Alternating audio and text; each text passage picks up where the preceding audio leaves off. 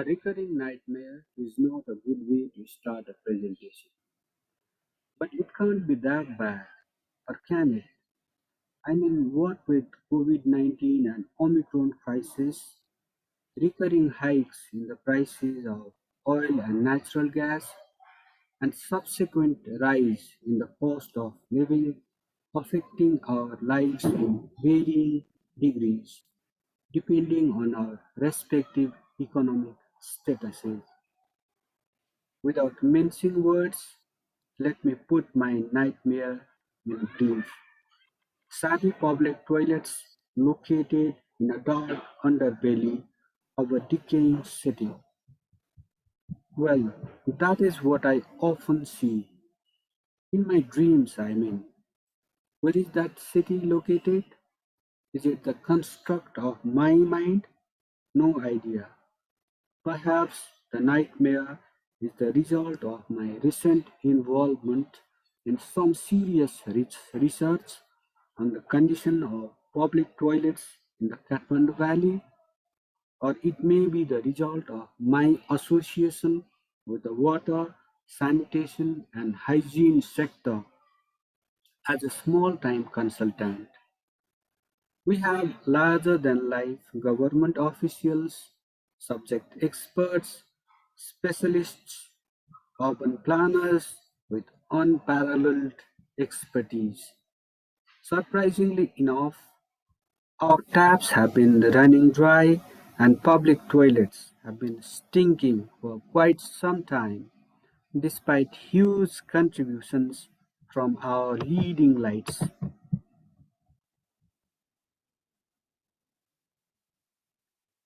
On second thoughts, why blame our cream of the cream alone for this mess and regard ourselves as holier than thou? We too have some role to play in this mess, don't we? While I cannot divine into the meaning of those horrific dreams, please allow me to share my experiences, my thoughts about the problem. Let me share them with responsible government officials, coupled with some more shots and some data about public toilets in the Kathmandu Valley.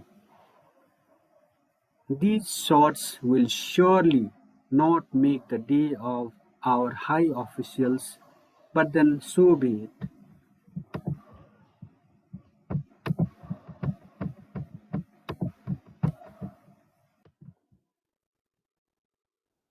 My experience of using or almost using public toilets in our cities is not very much different from that of lakhs of other people. These people, like me, have been facing similar predicaments and they will continue to face such situations at least in the foreseeable future.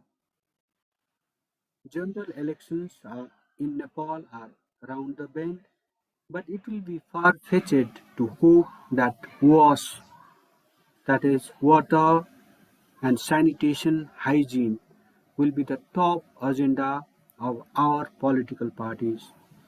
This time also, these political parties are likely to promise us the moon instead of promising to bring about small changes in our dear lives.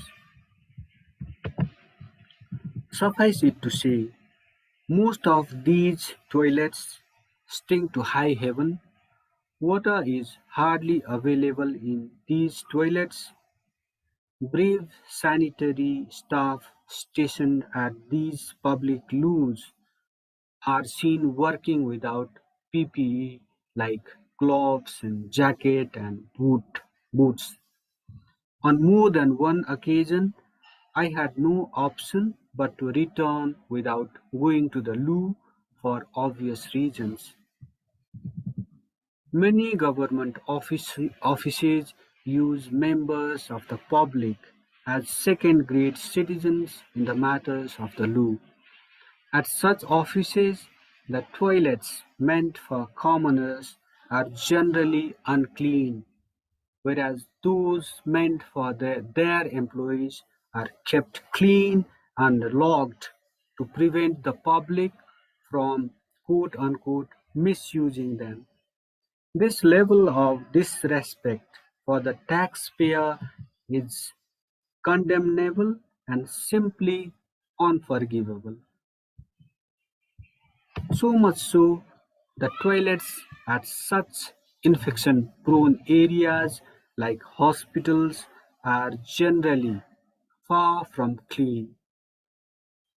Granted that they almost always remain crowded, and keeping them clean at all times is a very challenging job.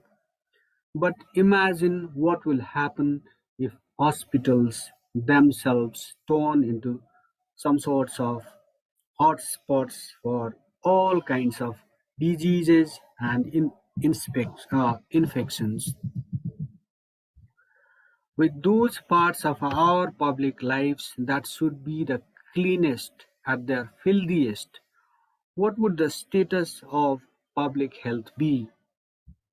The pandemic should have woken us all, including our government officials, regarding the threat that unclean toilets pose. But even the pandemic has failed to wake us up, our authorities, from deep slumber, and that is quite alarming. It's not all doom and gloom. There are some toilets that are quite clean. Some of them are equipped with this bathroom also. There is one such toilet at Ratna Park that is a kind of like hub for all sorts of people. It witnesses huge footfall every day, but what we need to do is replicate that kind of success story. But that is not what is happening, and that is a cause for concern.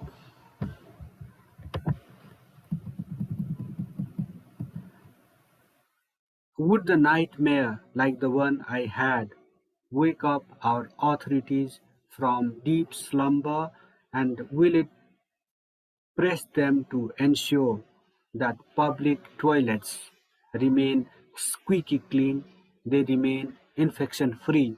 If it would, I wish them all some very compelling nightmares. With this harsh remark, I wrap up this edition of Soft Talk. Thank you for watching. Thank you for listening. Subscribe to my presentation, like and share, support citizen journalism.